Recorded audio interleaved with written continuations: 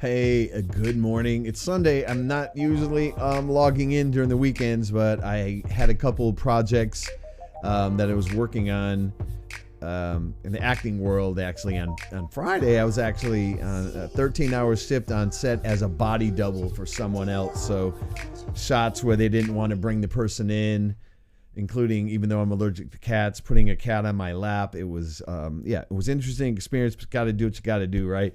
So it's Sunday morning. I'm getting caught up on the discussion posts. I'm done grading the discussion posts. A lot of good reading, a lot of interesting perspectives and topics. Most of you now understand how to follow the instructions. Some people, they still grapple with that, but I'm not going to get into that now. I wanted to talk a little bit about gender, man. Gender is interesting. These questions that I gave you are just really questions to think about, and the semantics of orientation versus preference and choice and nature versus nurture.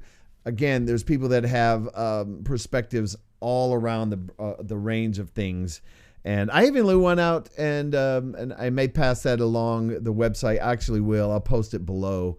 But I looked, how many genders are there? There was one article had 72 listed, and one had 81 listed.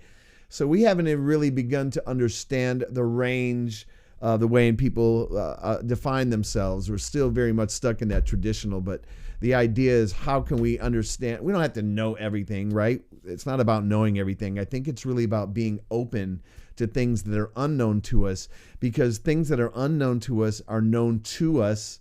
Things that are unknown to us are known to someone else very intimately. I was talking to someone who's an immigrant, and I asked, we were talking about Bob Marley, and she didn't know who Bob Marley was, and I was like, wow, I just thought everyone in the world knew. So that was an assumption that I make. So we have to assume that people have quite a different experiences in life, quite a different way of perceiving and interpreting things. But while in between scenes on Friday, I was trying to, how could I conceptualize a way to kind of talk about sex and gender without going through the textbook and repeating what you've already read or should have read. So I came up with this one sheet, which I'll attach here in case you want to have this for yourself. But what I'm really looking at here is, first, the evolutionary roots of gender. Obviously, there are differences in the way that, let's say, men and women, males and females, there's some different temperaments or different behavioral aspects. Obviously, we know the nature and nurture. As a sociologist, I look a lot at the nurture side, but I also like to look at the nature. And I'm looking at in this chart, I'm looking kind of the evolution. Why do we have males and females one point in time, and still there's some bacterium, they don't need to have sexual reproduction. They reproduce through cell division. That's where I kind of talked about replication through cell division. Then over, I don't know, millions of years, let's say thousands, hundreds and hundreds of thousands and millions of years, became replication through pollination. Now there's some plants that actually can self-pollinate. But with human beings, in order to create a more diverse more diverse gene pool to increase the likelihood of persistence and survival, there's sexual reproduction, which brings different gene lineages together. So that's really what that's about. But in the process of making our bodies different so that this can happen, that's also changing our brain. And it all happens in the brain, right? What we perceive, what we see, what we interpret, and the hormones, everything's becomes regulated by the brain. So from that, then we're kind of moving out towards, what does that manifest in terms of society? Well, if you're not familiar at the micro level, how do someone's beliefs become actions? Well, they have belief systems, and then becomes, no one's sitting here thinking about the belief system all the time, but there's like an attitudinal predisposition towards things based on our belief system, which then turns into actions, which we have discrimination, those type of things. Then in the middle, we're talking about, what about our individual identity, how it's formed, how it's developed, and even how it evolves over time. That comes from these kind of looked at the combination of nature and nurture. And, we have, again, when I saw there was like 81 different genders, I was like, wow, people don't normally understand that unless they know they don't fit in the particular prescribed gender expectations.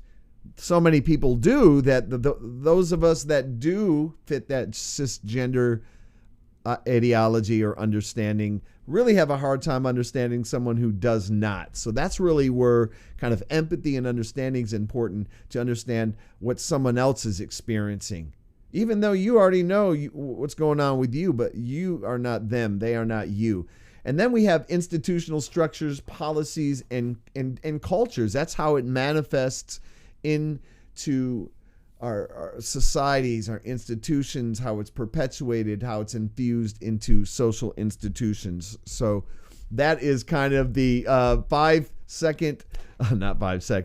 3 to 5 minute version of understanding the development of or the evolution of biological sex and gender. Excuse me. So I'm thinking,